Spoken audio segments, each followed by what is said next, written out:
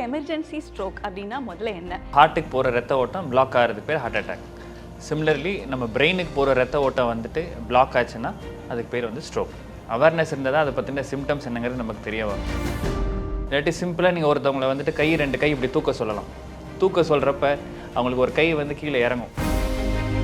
நீங்கள் சொல்கிற அந்த கோல்டன் ஹவர் அப்படிங்கிறது எவ்வளோ இம்பார்ட்டண்ட், எந்த மாதிரி ஒரு ஹாஸ்பிட்டலுக்கு போனால் டக்குன்னு நம்மளை சேவ் பண்ண முடியும்? ஸ்ட்ரோக்னாலே எல்லா டாக்டர்ஸும் சொல்கிறது வந்து time is brain. That is ஒவ்வொரு நிமிஷம் ஒரு செகண்டும் நமக்கு ரொம்ப இம்பார்ட்டன்ட். ஸோ நம்ம என்ன பண்ணோம்னா இமீடியட்டாக நம்ம எந்த டைமில் இந்த சிம்டம்ஸ் ஆரம்பிச்சதுங்கிறத நோட் பண்ணிவிட்டு நியர்பை ஒரு ப்ராப்பர் ஃபெசிலிட்டி, நம்ம நியர்பை எல்லா ஃபெசிலிட்டி ஹாஸ்பிட்டலில் என்ன இருக்குங்கிறது எப்பயுமே நம்ம தெரிஞ்சு வச்சுக்கிறது ரொம்ப இம்பார்ட்டன்ட். இமீடியட்டாக வந்து நம்ம வந்து பிரெயினுக்கு ஸ்கேன் பண்ணுவோம். Either CT brain and CT angio பண்ணுவோம், இல்லைன்னா MRI brain with MR angio.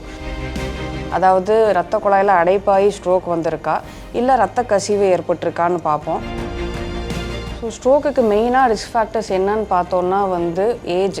Above 65 years வந்து ஒரு ரிஸ்க் ஃபேக்டர் தான். ஏஜ் ஆனவங்களுக்கு ஸ்ட்ரோக் வரதுக்கான சான்சஸ் ஜாஸ்தி.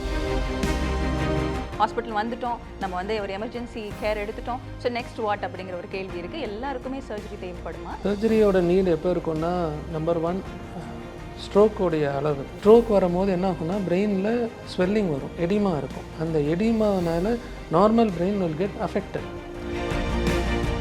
ஒரு 25-year-old ஸ்டூடெண்ட், எம்பிபிஎஸ் ஸ்டூடெண்ட், பைக்கில் போயிட்டுருக்கும் போது she met with an accident.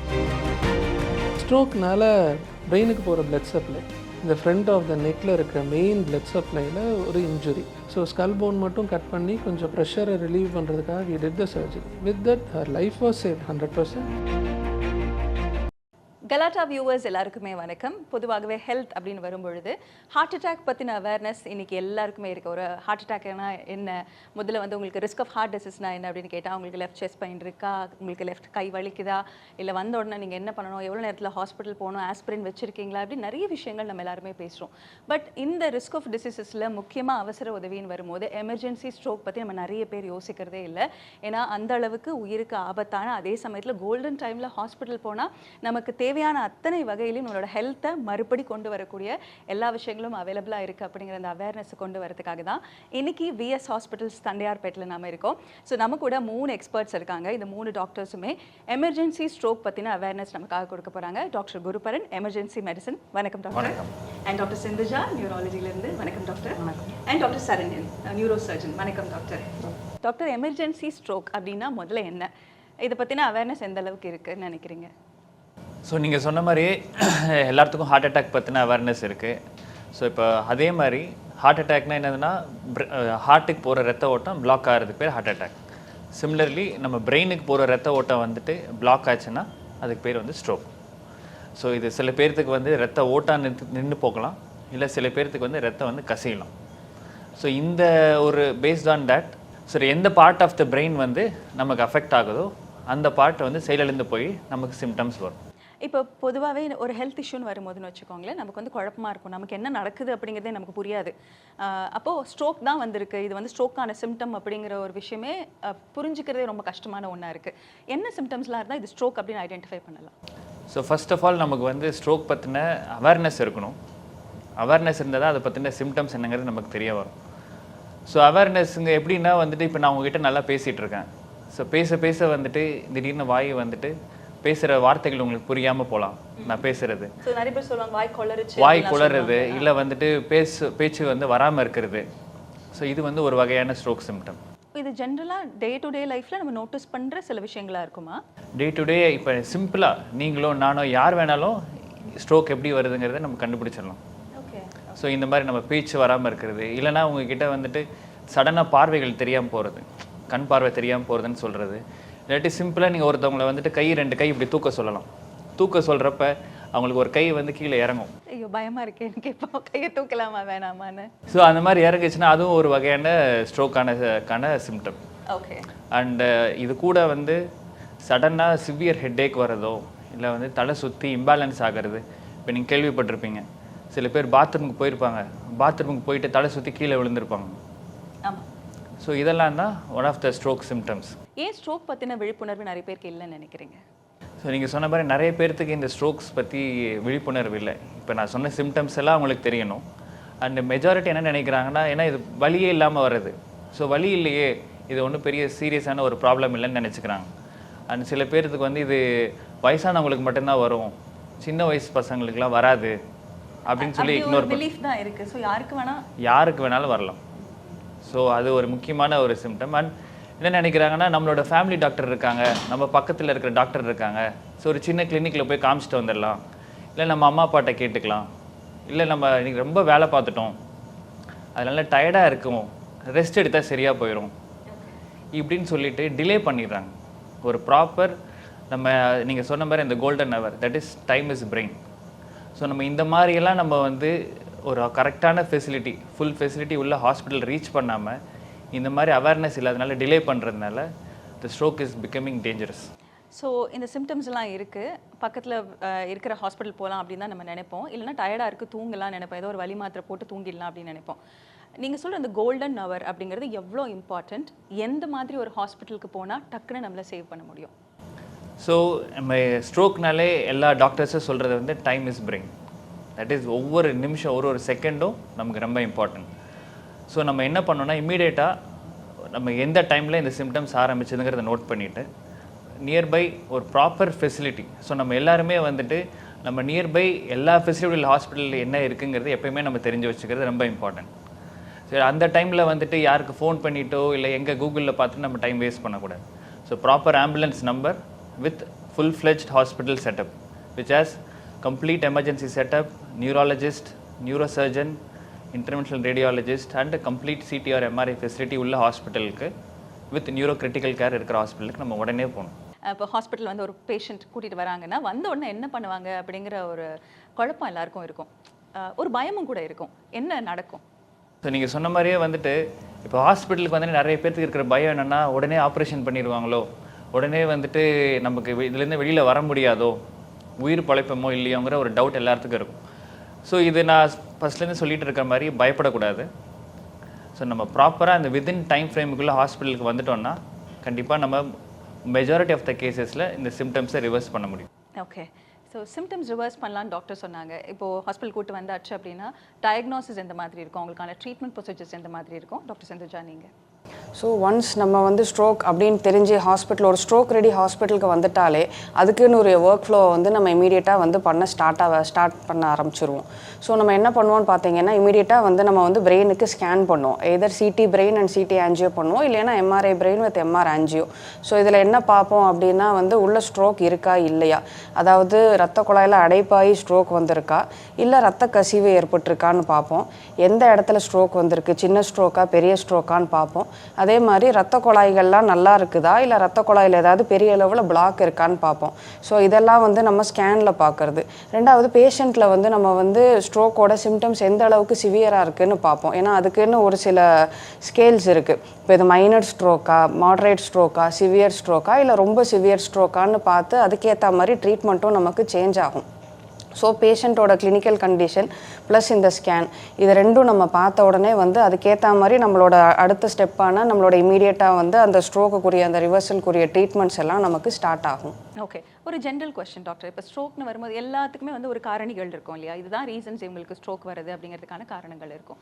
Stroke வரதுக்கான காரணங்கள் என்ன? ஏன்னா யங் ஏஜ்லேயும் வரலாம், வயசானாலும் வரலாம். அப்படிங்கும்போது என்னென்ன மாதிரி விஷயங்கள்னால நமக்கு பாதிப்பு ஏற்படும்? ஸோ ஸ்ட்ரோக்குக்கு மெயினாக ரிஸ்க் ஃபேக்டர்ஸ் என்னன்னு பார்த்தோன்னா வந்து ஏஜ் அபவ் 65 இயர்ஸ் வந்து ஒரு ரிஸ்க் ஃபேக்டர் தான். ஏஜ் ஆனவங்களுக்கு ஸ்ட்ரோக் வரதுக்கான சான்சஸ் ஜாஸ்தி.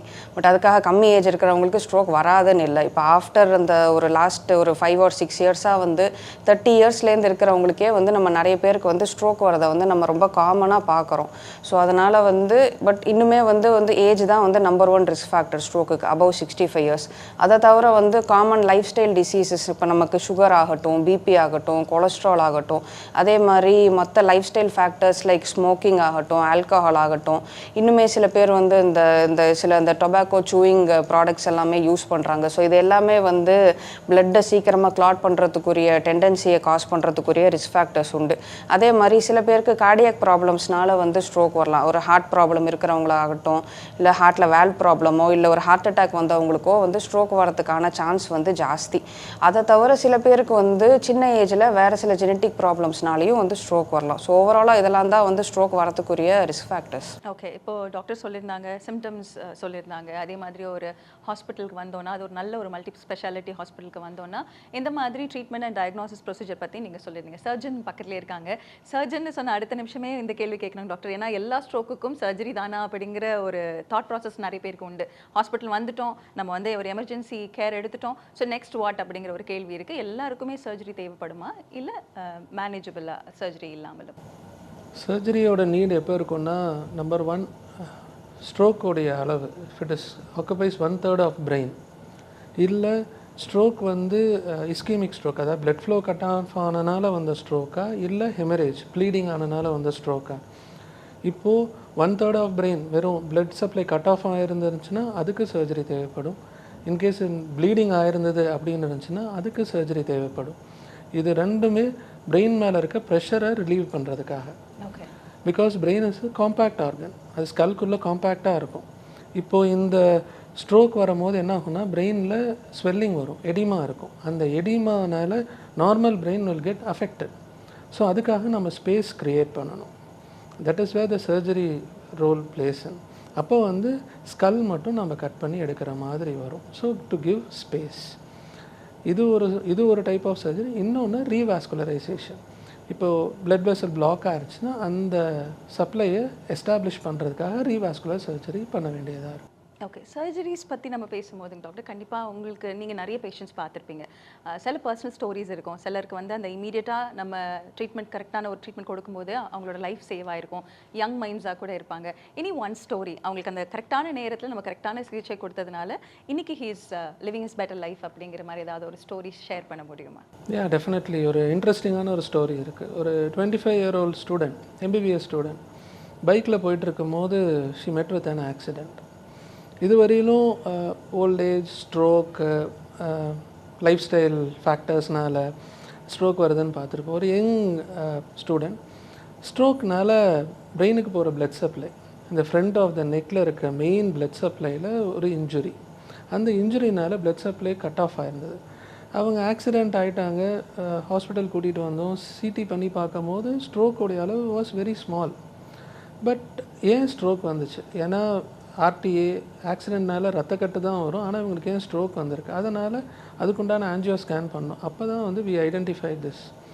ஸோ அதனால் நெக்ஸ்ட்டு ஸ்கேன் பண்ணும் போது அந்த ஸ்ட்ரோக்கோட size started to increase. So அதனால் இம்மீடியட்டாக வி இன்டர்வீன். சொன்னது போல் அந்த கிரேனியோட்டமி, ஸோ ஸ்கல் போன் மட்டும் கட் பண்ணி கொஞ்சம் ப்ரெஷரை ரிலீவ் பண்ணுறதுக்காக we did the surgery. With that her life was saved 100%.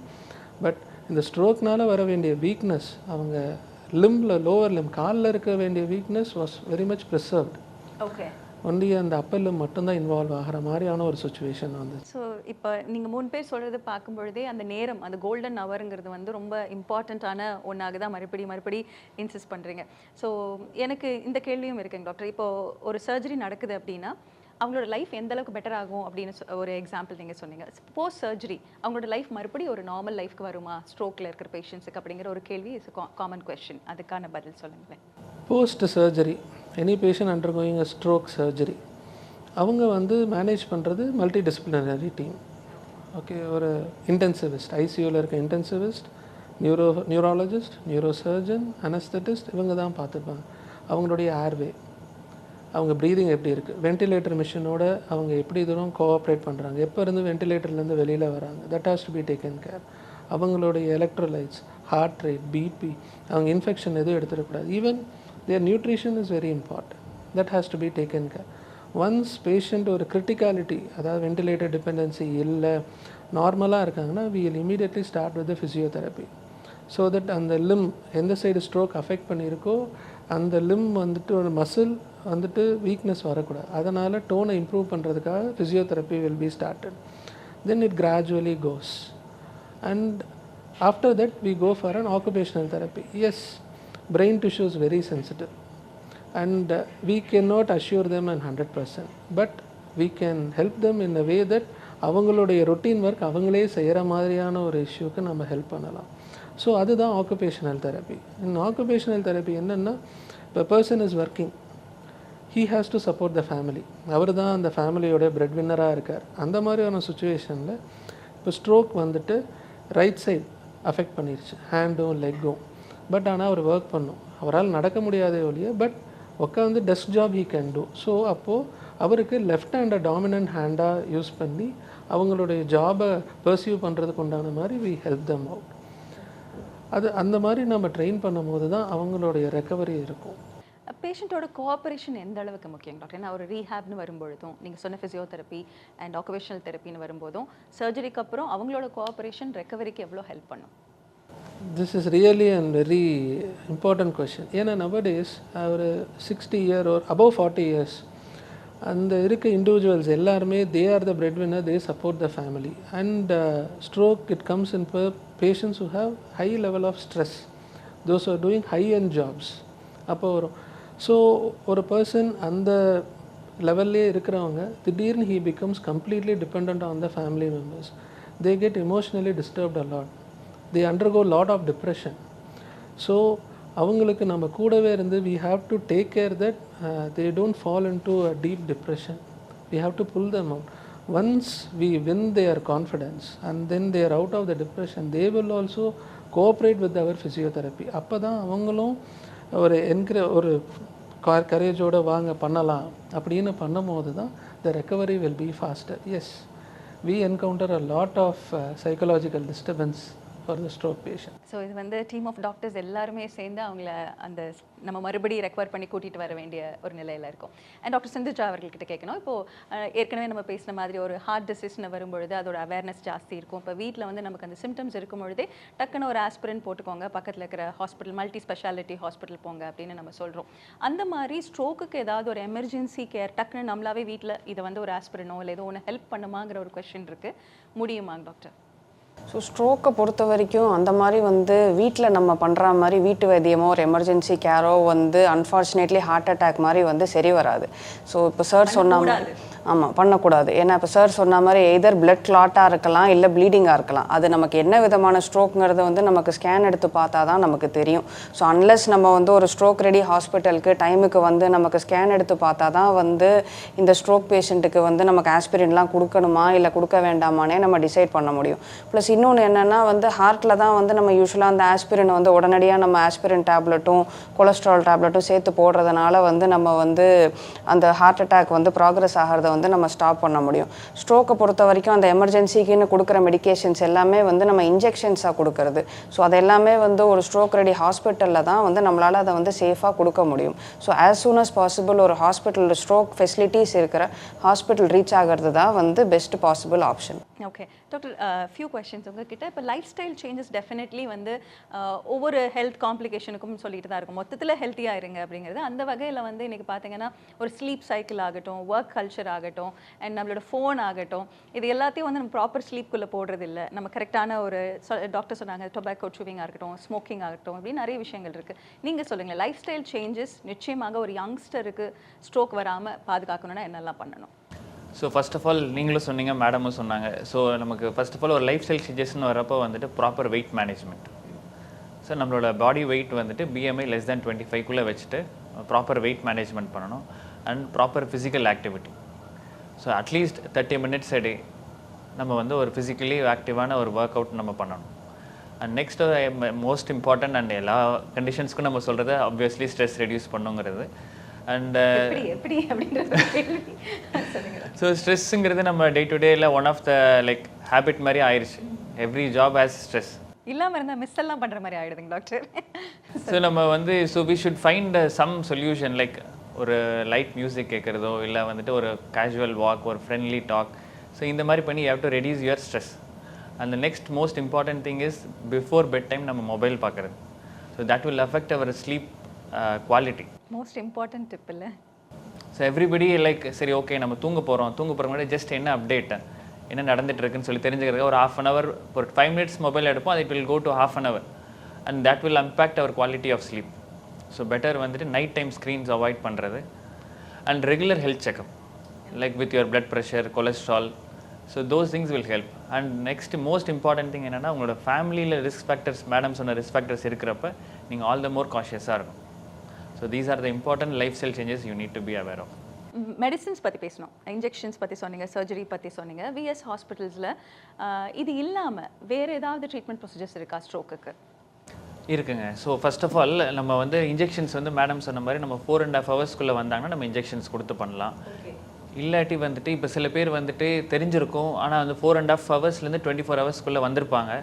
But அவங்கள சர்ஜரியும் பண்ண முடியாது. அந்த சர்ஜரிக்கு முன்னாடி ஒரு ஸ்டெப் இருக்குது. தட் இஸ் நம்ம இன்ஜெக்ஷன்ஸ் கொடுக்க தேவையில்லை அண்ட் சர்ஜரியும் நம்ம பண்ண தேவையில்லை. ஸோ அவங்களுக்கு வந்துட்டு நம்ம ஆஞ்சியோகிராஃபி எப்படி நம்ம ஹார்ட்டுக்கு ஆன்ஜியோ பண்ணிவிட்டு எவ்வளோ பர்சன்டேஜ் பிளாக் இருக்குது எப்படி நம்ம பார்க்குறோமோ அது மாதிரி நம்ம பிரெயின் ஆன்ஜியோ பண்ணிவிட்டு ஸோ நம்ம அதில் எவ்வளோ பர்சன்டேஜ் பிளாக் இருக்குங்கிறத நம்ம செக் பண்ணிவிட்டு ஸோ நம்ம கேத் லேபில் வச்சுட்டு நம்ம அதுக்கான ப்ரொசீஜர் இனி ஸ்டென்டிங் வைக்கிறதா எப்படி அந்த பிளாக்கை வந்து நம்ம ரிமூவ் பண்ணலாங்கிறத நம்ம இன்டர்வென்ஷனல் ரேடியாலஜிஸ்ட் ஸ்பெஷலிஸ்ட் வச்சுட்டு நம்ம அதை பண்ணலாம். ஓகே, இப்போ டாக்டர் சரண்யன் வந்து சொல்லிட்டு இருந்தாங்க ரீஹாபிலிட்டேஷன் பற்றி பேசிகிட்டு இருக்கும்போது ஆக்குபேஷனல் தெரப்பி பற்றி சொல்லியிருந்தாங்க. எனக்கு முக்கியமாக இந்த கேள்வி உண்டு. சில ஸ்ட்ரோக் பேஷண்ட்ஸ் பார்ப்போம், ஏன்னா ரெக்கவரி வந்து நமக்கு எல்லாருக்குமே வந்து ஃபுல்லாக இருக்காது. சிலருக்கு இன்னமும் வந்து கை ஃபங்க்ஷன் ஆகாது, இல்லை அவங்களோட பாடி பார்ட்ஸ் வந்து சிலர் ஃபங்க்ஷன் ஆகாமல் இருக்கும். இந்த மாதிரி பேஷண்ட்ஸுக்கு வேறு ஏதாவது வகையில் ட்ரீட்மெண்ட்ஸ் இருக்காங்க டாக்டர் இது இல்லாமல்? கண்டிப்பாக நம்ம ஹாஸ்பிட்டலில் வந்து ரீஹாபிலிட்டேஷன் ஆக்குபேஷனல் தெரப்பி தவிர வந்து நம்ம பிரெயின் ஸ்டிமுலேஷன் ட்ரீட்மெண்ட்டும் பண்ணுறோம். அதாவது வந்து டிரான்ஸ்கிரேனியல் மேக்னெட்டிக் ஸ்டிமுலேஷனுங்கிறது வந்து ஒரு ஃபார்ம் ஆஃப் நான் இன்வேசிவ் பிரெயின் ஸ்டிமுலேஷன். அதாவது சர்ஜரி இல்லாமல் அனஸ்தீசியா இல்லாமல் பெயின்லெஸ்ஸாக வந்து நம்ம பிரெயினை வந்து பிரெயினில் கம்மியாக ஃபங்க்ஷன் ஆகிற ஏரியாஸை வந்து நம்ம வந்து மேக்னெட்டிக் பல்சஸ் மூலமாக நம்ம ஸ்டிமுலேட் பண்ணுவோம்.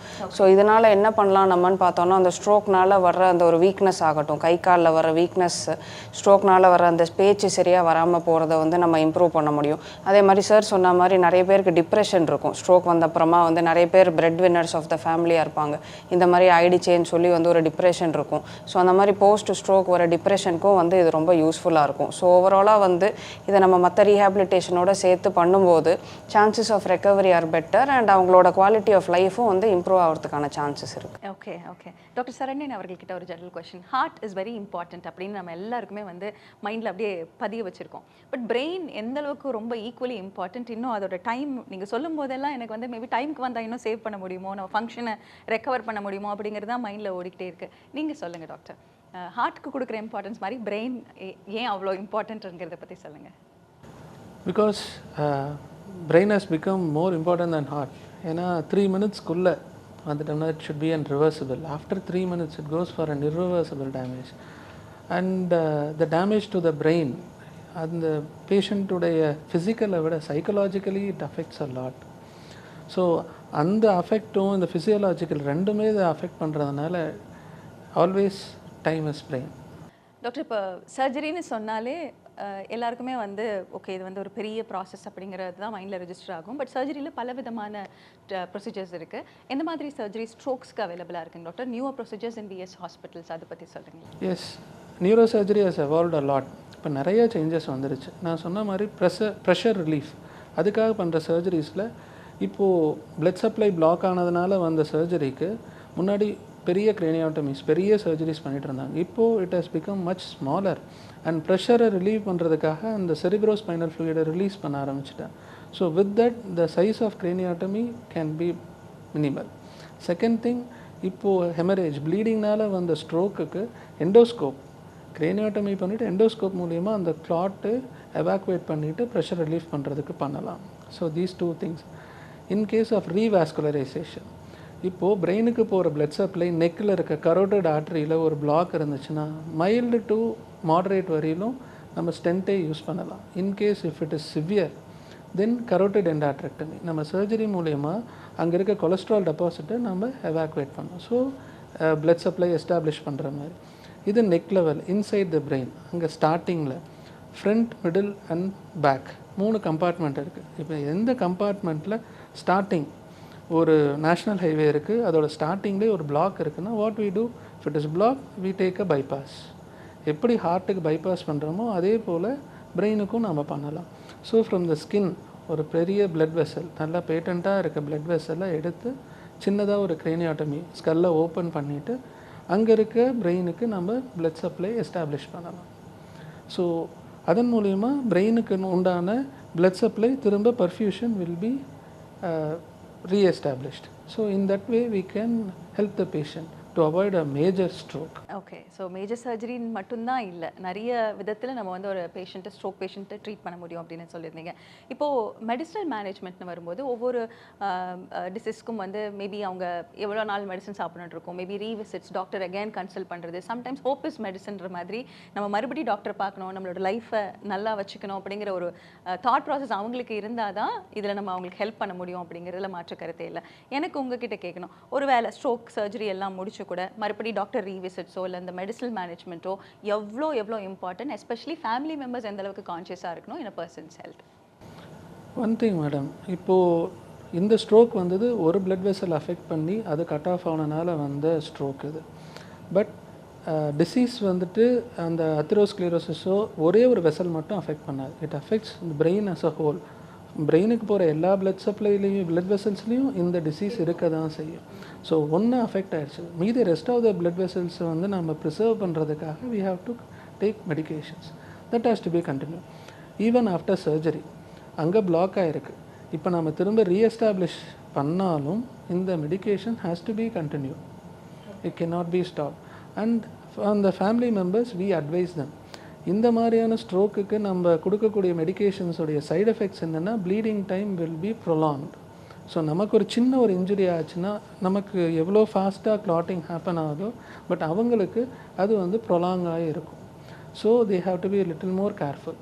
அண்ட் அவங்க வேறு இன்னொரு டாக்டரோ இல்லை வேறு ஒரு ப்ரொசீஜருக்காக போனாங்கன்னா தே have to inform the other doctor that நான் இப்படி ஸ்ட்ரோக் மெடிகேஷனில் இருக்குதுன்னு சொல்லி. இந்த ஃபேமிலி மெம்பர்ஸ்க்கும் இது அவங்களுடைய மெடிகேஷன்ஸ் பற்றி என்டையர் ஹிஸ்ட்ரி தெரியணும். ஸோ அவங்க வேறு ஒரு ப்ரொசீஜருக்காகவோ இன்னொரு டாக்டரை விசிட் பண்ணாங்கன்னா they have to tell them that they are on stroke medication. Because அவங்களுடைய bleeding time and clotting time கொஞ்சம் ப்ரொலாங்டாக இருக்கனால they should be aware of it. So dental procedures எல்லாம் இருந்ததுன்னா டெஃபினெட்லி அவங்க இன்ஃபார்ம் பண்ணணும். டாக்டர், எங்களுக்குலாம் 1 மார்க் கொஸ்டின் 2 மார்க் கொஸ்டின் எழுதுற மாதிரி ஈஸியாக எங்களுக்கு மண்டையில் பதிகிற மாதிரி ஸ்ட்ரோக் சிம்டம்னா இதுதான் சிம்பிளாக ஞாபகம் வச்சுக்கலாம் அப்படின்னா என்ன சொல்வீங்க? கண்டிப்பாக பி ஃபாஸ்ட், அதை மட்டும் ஞாபகம் வச்சுக்கிட்டா போதும். ஆமாம். ஸோ பி ஃபாஸ்ட்னா என்னன்னா, பினா பேலன்ஸ் இல்லாமல் போகிறது, ஈனா ஐசைட் கண்ணு தெரியாமல் போகிறது, எஃப்னா ஃபேஸ் கோணலாக போகிறது, ஏனா ஆம் கை தூக்க முடியாமல் போகிறது, எஸ்னா பேச்சு கொளறது, டி வந்து டைம் இஸ் பிரெயின். இதை மட்டும் ஞாபகம் வச்சுக்கிட்டாலே வந்து நம்ம டக்குன்னு இது ஸ்ட்ரோக்குன்னு கண்டுபிடிச்சி நம்ம உடனடியாக ட்ரீட்மெண்ட்டுக்கு ஹாஸ்பிட்டல் வந்து சேர்ந்துடலாம். ஓகே, பி ஃபாஸ்ட் எவ்வளோ சிம்பிளாக சொல்லியிருக்கீங்க. Thank you. And as a neuro surgeon doctor Saranya அவங்க கிட்ட கேட்கணும், ஃபார் த ஜெனரல் பப்ளிக் இதெல்லாம் ஞாபகம் வச்சுக்கோங்க, இந்த அவேர்னஸ் ரொம்ப ரொம்ப முக்கியம் அப்படின்னா ஒரு ஃபைனல் வேர்டாக மேபி ஒன் லைனர் என்ன சொல்ல நினைப்பீங்க doctor? Brain is the next heart. நீங்கள் டாக்டர்?